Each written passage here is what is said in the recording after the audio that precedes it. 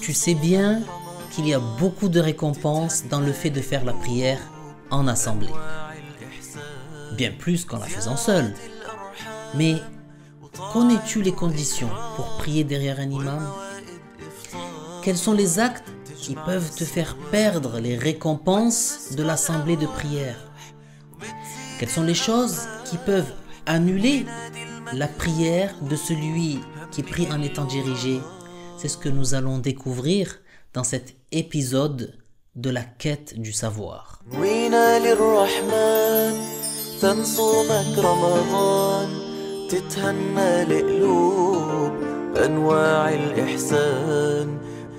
Assalamu alaikum. On poursuit nos émissions La quête du savoir, consacrée aux connaissances indispensables que chaque musulman et musulmane responsable doit connaître. Dans les épisodes précédents, on a rappelé les bases de la croyance musulmane, puis les bases de la purification, et on a expliqué comment faire le wudu, le ghusl, l'istinja. Si ces termes ne vous disent rien, je vous invite à regarder les vidéos consacrées à ces sujets. Vous les retrouverez dans la playlist. Dans la dernière vidéo, on a parlé de la prière en assemblée et de la prière de la Jumu'ah. On va continuer ce chapitre, Inch'Allah ta'ala. Bismillah walhamdulillah wassalatu wassalamu ala sayyidina Muhammadir Rasulillah. Aujourd'hui, on va détailler les conditions pour prier en assemblée. On va expliquer les 7 choses à respecter. Je vais commencer par les citer et ensuite on fera l'explication. Donc, les conditions pour prier en étant dirigé par un imam sont ne pas devancer son imam, que le ma'moum, c'est-à-dire celui qui prie en étant dirigé, soit au courant des mouvements de son imam, que l'imam et le ma'moum soient réunis, qu'il n'y ait pas entre eux d'obstacles empêchant la circulation vers l'imam si le ma'moum et l'imam sont réunis ailleurs que dans une mosquée, que le déroulement des prières de l'imam et du ma'moum soit compatible, que le ma'moum ne se distingue pas de l'imam par un acte recommandé quand la différence de pratique est trop flagrante, que le ma'moum mette l'intention d'être dirigé par l'imam ou bien de prier en assemblée lors de la takbira de l'entrée en rituel. Allez, maintenant, je vais vous expliquer tout ça. Il est obligatoire pour prier en étant dirigé par quelqu'un d'autre, dans une prière du vendredi ou dans toute autre prière en assemblée, de respecter 7 choses. La première, ne pas devancer son imam, ni dans l'emplacement, en se tenant en avant de l'endroit où se tient son imam. Se tenir au même niveau n'annule pas la prière, mais c'est déconseillé. Ni en le devançant dans la prononciation de la parole Allahu Akbar de l'entrée en rituel. Il est donc obligatoire pour le ma'moum d'attendre que son imam ait complètement fini sa takbira pour commencer la sienne. Bien plus, la simultanéité empêche le rituel d'être entamé lorsque elle a lieu pendant l'entrée en rituel. La simultanéité est déconseillée dans les actes en dehors de l'entrée en rituel. Elle fait manquer le mérite de l'assemblée, sauf dans le fait de dire Amin à la fin de la récitation de la Fatiha. Il est même recommandé au ma'moum de prononcer cette parole simultanément avec l'imam. Il est interdit au ma'moum de devancer l'imam d'un pilier gestuel complet, comme en s'inclinant, puis en se redressant, alors que l'imam ne s'est pas encore incliné.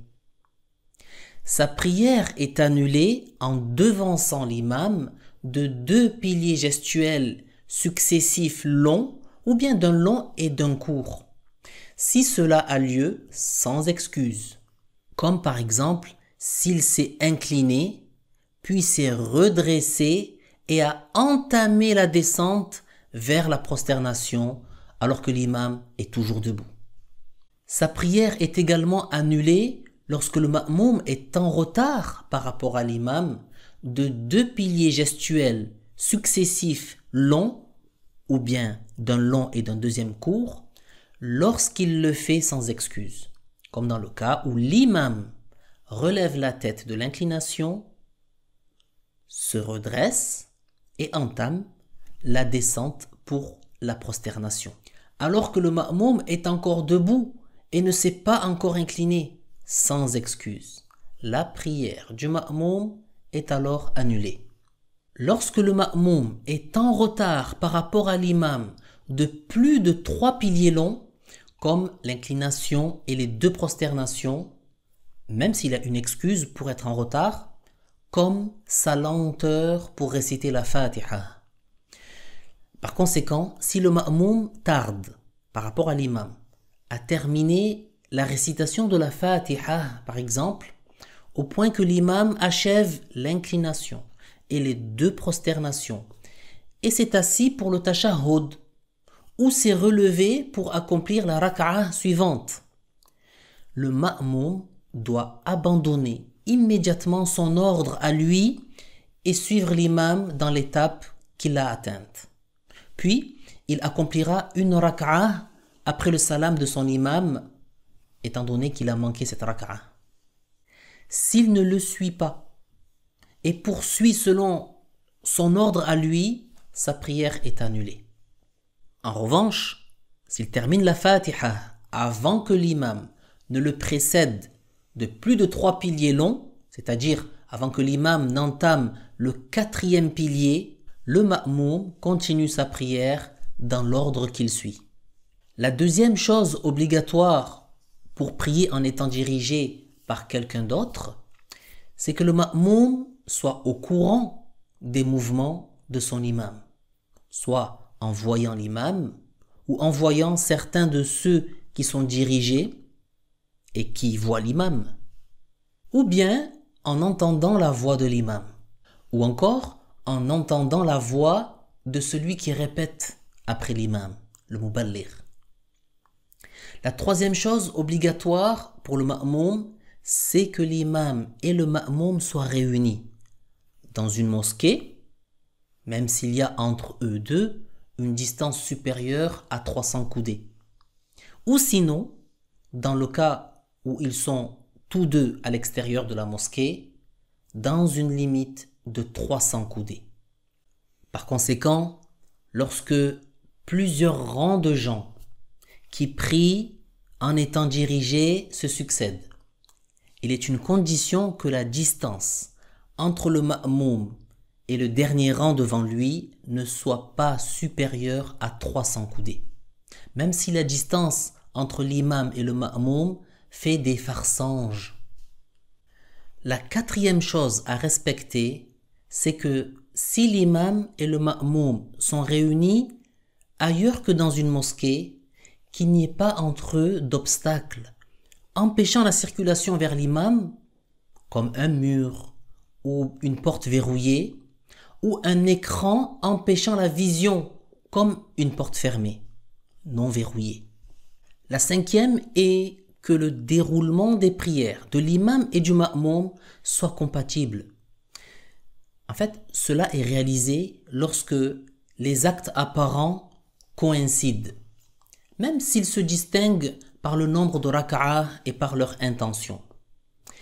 Il n'est donc pas valable d'accomplir une des 5 prières obligatoires, comme l'obligation du dhuhr, en étant dirigé par quelqu'un qui accomplit une prière funéraire. Pourquoi ? C'est parce que il y a là incompatibilité du déroulement de leurs prières respectives. La 6e chose à respecter, c'est que le ma'moum ne se distingue pas de l'imam par un acte recommandé quand la différence de pratique est trop apparente, soit en l'accomplissant, comme par exemple la position assise pour le premier tashahhud. Ça, c'est dans le cas où l'imam le délaisse et que le ma'moum l'accomplit. la prière du ma'moum est annulée alors de ce fait. Soit en l'abandonnant, comme dans le cas où l'imam accomplit les prosternations de l'oubli, sujoud as-sahw, et que le ma'moum les abandonne. Contrairement au cas où la différence n'est pas flagrante, comme jilsatul istiraha, la position assise de repos. Cette différence n'annule pas la prière. La septième et dernière chose à respecter est que le ma'moum mette l'intention d'être dirigé par l'imam ou bien de prier en assemblée lors de la takbir, de l'entrée en rituel, dans la prière du vendredi, dans la prière répétée, dans la prière rassemblée à cause de la pluie, ou dans la prière pour laquelle on a fait vœu de l'accomplir en assemblée. Et dans les autres prières, qu'ils mettent cette intention avant d'avoir suivi l'imam dans ses gestes et l'avoir attendu longuement, même si l'intention d'être dirigé par l'imam a lieu après la takbira.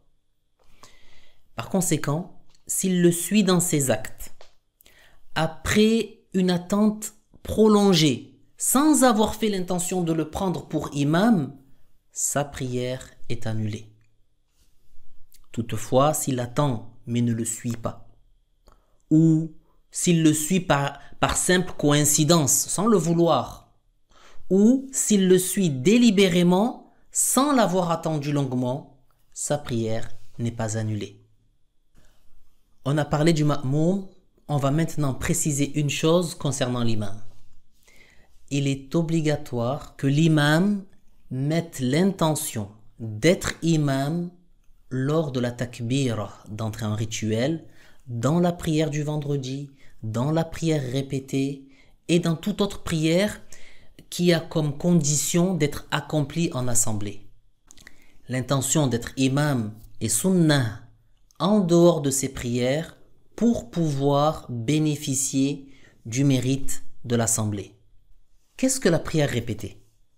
La prière répétée est celle que quelqu'un a faite une deuxième fois en assemblée après l'avoir accomplie individuellement ou en assemblée.